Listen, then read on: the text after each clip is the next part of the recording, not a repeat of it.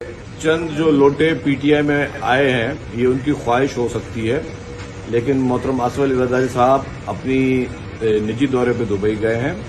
اپنی سالگرہ وہ اپنے نواسے کے ساتھ منانے کے لیے اور اپنی فیملی کے ساتھ منانے کے لیے دبئی گئے ہیں. اور جو بھی پروپیگنڈا، جعلی پروپیگنڈا پی ٹی آئی کے لیڈران کر رہے ہیں، وہ ان کی عادت ہے لوگوں کو ملک سے بھاگنے کی اور بھگانے کی.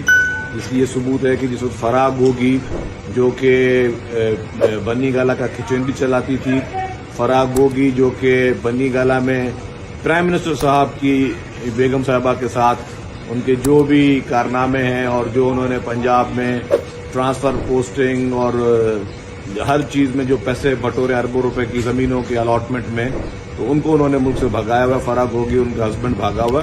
پی ٹی آئی والے ان کو لے کر آئے. زرداری صاحب خود ہی اپنے شیڈول کے حساب سے آئیں گے اور وہ الحمدللہ وہ پہلے بھی انہوں نے ساری چیزوں کو فیس کیا. ان میں اتنی ہمت ہے، اللہ تعالیٰ نے دی، اتنی جرأت دی ہے ہمارے لیڈران میں کہ وہ ملک میں رہ کر جو ہے وہ ساری چیزوں کو فیس کرتے ہیں. وہ پی ٹی آئی کی طرح نہیں ہے کہ جو اپنے جب ان کو پتا ہے کہ جب ان کے کالے کارنامے سامنے آ گئے ہیں تو اپنی ساری چیزوں کو چھپانے کے لیے فراح گوگی کو انہوں نے بھگا دیا ہے.